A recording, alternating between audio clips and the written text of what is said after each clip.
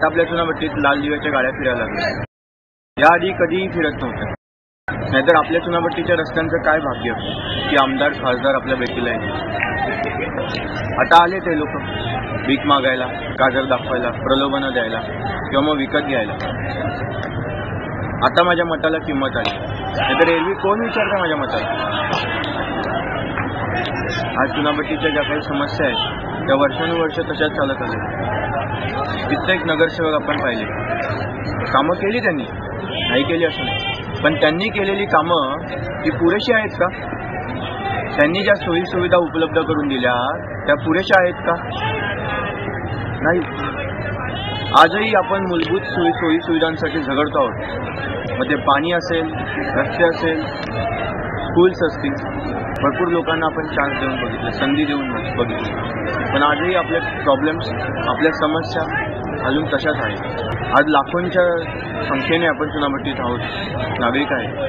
तर आपल्यासाठी, आपल्या तरुणांसाठी एखादं कॉलेज चुनाभट्टीत असायला हवं का? आज त्यांना बाहेर जावं लागतं. रस्त्यांची दुर्दशा बघाल तर खड्ड्यात रस्ते आहेत का रस्त्यात खड्डे आहेत काही समजत नाही. ट्रॅफिकची समस्या आहे. ट्रॅफिकच्या समस्येमध्ये तर एवढा प्रॉब्लेम आहे, रस्ता क्रॉस करताना आज मला इतका प्रॉब्लेम येतो, मला स्वतःला भीती वाटते. तर आज माझ्या घरातील जे वृद्ध असतील, लहान मुलं असतील, त्यांना रस्ता क्रॉस करताना किती प्रॉब्लेम्स येत असतील, त्यांना किती भीती वाटते. हे सगळे प्रॉब्लेम्स कधी दूर होणार? खेळाडूंसाठी प्रोत्साहन दिलं पाहिजे. आज आपल्या चुनाभट्टीला मैदानांची चांगली परंपरा लाभलेली आहे. आज कितीतरी मैदान आपल्या चुनाभट्टीत आहे, पण आज किती खेळाडूंची नावं आपण घेऊ की जे आंतरराष्ट्रीय स्तरावरती पोचलेले आहेत. आपल्या चुनाभट्टीतही भरपूर हुशार आणि कलावंत आहेत, पण त्यांना प्रोत्साहन देण्यात आलं नाही, त्यांना योग्य प्रकारे संधी देण्यात आली नाही, मार्गक्रमण त्यांचं बरोबर झालेलं नाही. तर त्यासाठी आपल्या नेत्यांनी, आपल्या विभागातील नेत्यांनी प्रयत्न करायला हवे. कचऱ्याचं बघाल तर सर्व ठिकठिकाणी कचरा पडलेला आहे. कचऱ्याचं व्यवस्थापन व्यवस्थित होत नाही. आज रस्त्याने फिरताना नकोसं वाटतं. वेगवेगळ्या ठिकाणी कचऱ्याचे ढीग रचले गेलेले. प्रदूषण मुक्त विभाग करण्यासाठी झाडे आपल्या चुनाभट्टीतली आहेत ती कापली जात आहेत. नवीन झाडं उलट लावण्याचा आपण प्रयास केला पाहिजे.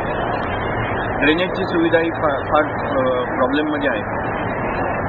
आज प्रातर्विधी करण्यासाठीही आपल्याला लाईन लावावी लागते. का हा प्रकार? 100 माणसांसाठी एक असं जर असेल तर आपल्याला फार प्रॉब्लेम येणार. ह्या मूलभूत सोयी सुविधा पुरवल्या गेल्या पाहिजे. पाण्याची व्यवस्था बघाल तर काही ठिकाणी चुनाभट्टीत आहे पाणी नाही असं नाही, पण काही ठिकाणी 24 तास पाणी आहे आणि काही ठिकाणी 1 तास. माझ्या घरात म्हणाल तर 1 तास पाणी. का असे का होत? ही विषमता का? प्रत्येक 500 मीटर अंतरावरती आपण जर स्वच्छतागृह उभारले तर का मला एका ठिकाणी आडोशाला जावं लागेल? त्याचप्रकारे कितीतरी डोंगर भागामध्ये आजही आपल्याकडे अंधारात आहे. रात्रीच्या वेळेला जर आपण सौर ऊर्जेवर चालणारे दिवे जर तयार करून तिथे लावले तर आज आपल्याला तिथूनही त्या समस्येचं निराकरणही आपल्याला करता येईल. विचार करण्याची वेळ आलेली आहे आणि आज आपल्या समस्या घेऊन, माझ्या समस्या घेऊन मी या विभागात उभा आहे.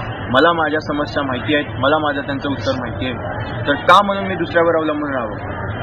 का म्हणून मी दुसऱ्याकडे डोळे फाडून बघत राहावं की तो येईल आणि तो माझ्या समस्याचं निराकरण येईल? आज मी स्वतः जबाबदारी स्वीकारलेली आहे आणि तुम्ही तुमच्या विश्वासाने मी ती स्वीकारलेली आहे. तुमच्या मदतीने मी या विभागातली कामं करून दाखवणार आहे. आज मला वाटतं चुनाभट्टीतच विरंगावाची सुरुवात झाली. कदाचित मी चुकीचा असेल, पण टाटाने पहिला जो वस्त्रोद्योग चालू केला मुंबईमध्ये तो चुनाभट्टीतच स्वदेशी मिलची मुहूर्तमेढ झाली. आणि आज या कामगारांची स्थिती काय दयनीय आहे. कोणीही त्यांच्याकडे, कोणालाही वेळ नाही कोणत्याही राजकीय पक्षाला किंवा कोणत्याही संघटनेला की त्यांच्या समस्यांवरती निराकरण करण्यासाठी, त्यांच्या समस्यांवरती लक्ष वेधण्यासाठी. गिरणी कामगारांचे प्रश्न हे फार मोठे प्रश्न आहेत. फार वर्षापासून ते चालत आलेले आहेत, पण कोणालाही त्याच्यामध्ये रस नाही, कोणी त्याच्यामध्ये रस घेत नाही. तर हा आपल्या विभागातील गिरणी कामगारांचा प्रश्न सोडवण्यासाठी आपल्याला एक चांगला कणखर नेता हवा आहे. त्याचप्रकारे आपण जर बघितलं तर आपल्या विभागात हॉस्पिटलची चांगली सुविधा नाही आहे.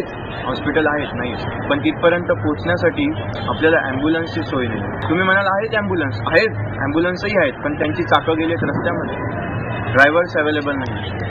या अशा ॲम्ब्युलन्सचा काय उपयोग? चुनाभट्टी एखादं मार्केट, एखादं मॉल, एखादं शॉपकी असं व्हायला पाहिजे.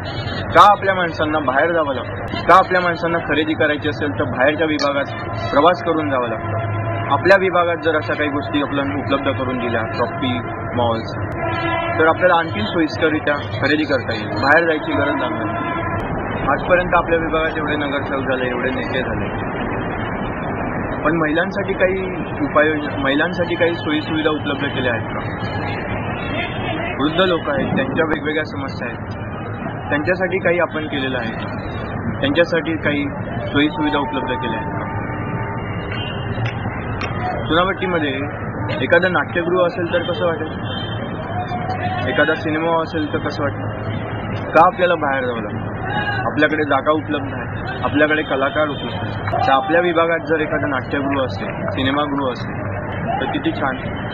वाहतूक साधनांचाही प्रॉब्लेम आपल्याकडे. आपल्याला एक ट्रेन सोडली तर दुसरं कुठल्याही प्रकारची वाहनं सहजरित्या उपलब्ध नाही आहे. आज रिक्षावाल्याला हाक मारली आणि तो जर थांबला तर नशीब माझं. त्या दिवशी जर मी लॉटरी काढली तर मला नक्कीच लागणार, कारण तो दिवस नशिबाचा दिवस. का असं होतं? छोट्या छोट्या गोष्टींसाठी का झगडावं लागतं? आज या सर्व समस्या ह्या मी जाणतो. आपण कित्येकांना संधी देऊन बघितली, आज तेच उमेदवार पुन्हा आपल्याकडे आलेले आहेत. आज आपण वेगवेगळ्या लोकांना संधी देऊन बघितली.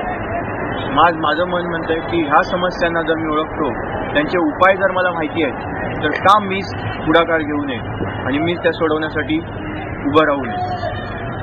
हो, आज मी निवडणुकीला उभा आहे.